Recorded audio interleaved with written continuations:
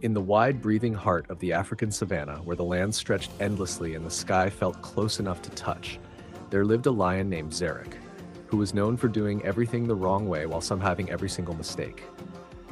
Zarek was not the strongest lion, not the fastest, not the smartest, and definitely not the calmest. What he had instead was a strange combination of stubborn courage, terrible timing, and a belief that destiny personally owed him respect.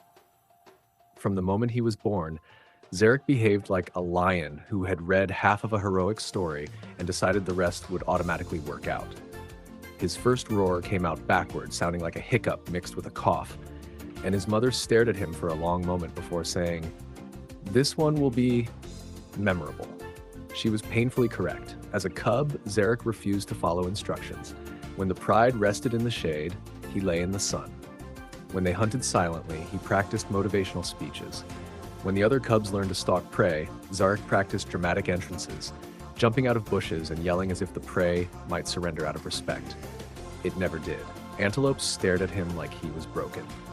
Zebras simply walked away. Even birds stopped flying when they saw him coming, not out of fear, but confusion.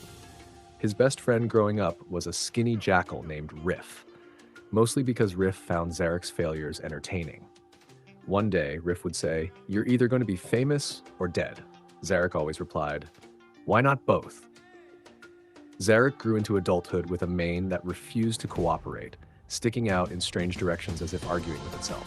His roar improved slightly, but still carried a strange echo that made it sound like it tripped halfway through. The older lions advised him to calm down, to learn patience, to understand that strength wasn't just about noise and confidence. Zarek listened politely and then immediately ignored everything. He believed greatness came from bold action, preferably loud, dramatic, and witnessed by as many animals as possible. So when rumors spread across the savannah of a drought approaching from the eastern lands, Zarek decided it was his moment. "I will save the savannah," he announced to anyone within hearing distance. "I will stop the drought." Riff blinked. "With what? A bucket?" Zarek grinned. "With leadership." The drought came quickly. Waterholes shrank, grass turned yellow, tempers grew sharp, animals began migrating, tensions rising as territory lines blurred, the pride struggled. Food became scarce. Younger lions grew restless. The elders debated whether to move west or risk staying. Zarek saw opportunity. He climbed onto a rock near the largest remaining waterhole and shouted, "Hear me, follow me, and I will lead us to water, safety, and glory." A few lions stared. One asked, "Do you know where water is?" Zarek hesitated only a moment. "Not yet," he said confidently, "but destiny will reveal it." Silence followed. Riff covered his face with his tail. Despite the doubt, a small group followed Zarek, mostly because they were desperate, bored, or curious to see how badly this would go. The journey was exhausting. Heat pressed down like a weight. Zarek marched ahead, pretending he knew the way, occasionally stopping to sniff the air like a professional tracker, even though he had absolutely no idea what he was smelling. He led them in circles twice, walked straight into a herd of buffalo once, and accidentally insulted a family of porcupines. The group grew frustrated. "Zarek," one lioness said, "are you sure about this?" Zarek lifted his head proudly. "Great journeys always begin with confusion," Riff muttered, "and usually end with death."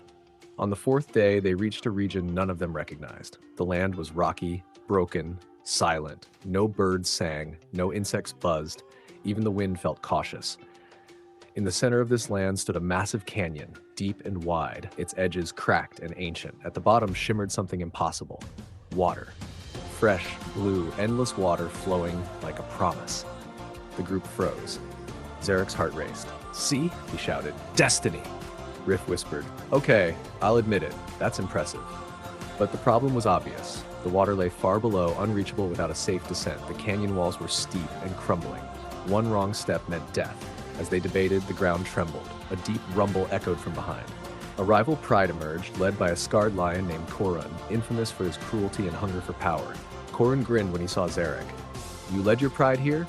How kind. I'll take the water from here." Tension snapped tight. The canyon edge crumbled under shifting paws. Zarek felt fear for the first time. Real fear, sharp and cold. He had brought them here. If he failed now, it would cost lives. Korun stepped closer. "Leave," he growled, "or I push you." Zarek did the one thing nobody expected. He stepped forward, not roaring, not threatening, just standing. "This water belongs to everyone," he said. Corin laughed. "Since when do lions share?" Zarek's voice shook, but he continued, "Since survival became more important than pride." The rival lions hesitated. The drought had weakened everyone. Even Corin looked tired. The canyon wind howled, dust swirling between them like judgment. Suddenly the ground cracked louder. A section of the canyon edge collapsed beneath Corin's front paws. He slipped, claws scraping stone, eyes wide with shock. Without thinking, Zarek lunged forward and grabbed Corin's mane, digging his claws into the rock with the other paw. The weight dragged him dangerously close to the edge. The world slowed. Riff screamed. The group rushed forward, pulling Zarek back inch by inch until Corin was hauled to safety. Silence followed. Corin stared at Zarek, breathing hard. "You saved me," he said quietly. Zarek nodded, heart pounding. "Because if you die, this land loses another leader. We can't afford that." Corin stepped back, humbled. He bowed his head slightly, a gesture that shocked everyone. "The water is yours," he said. "We will share." The canyon echoed with disbelief. The impossible had happened, not through strength, not through violence, but through a foolish lion choosing courage over ego. Together, both prides worked to create a safe path down.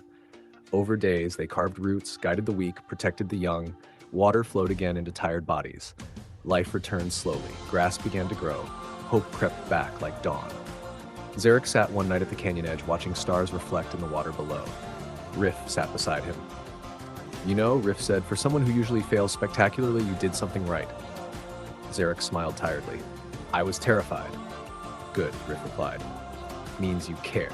Zarek looked out over the resting prides, united by necessity. For the first time, he didn't feel like pretending to be a hero. He just felt enough.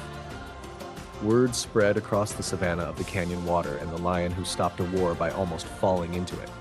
Some stories exaggerated, some called him a genius, others called him lucky. Zarek didn't correct them.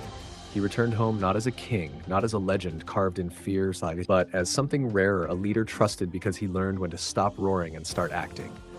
He still tripped sometimes, still spoke too loudly, still got lost on simple paths.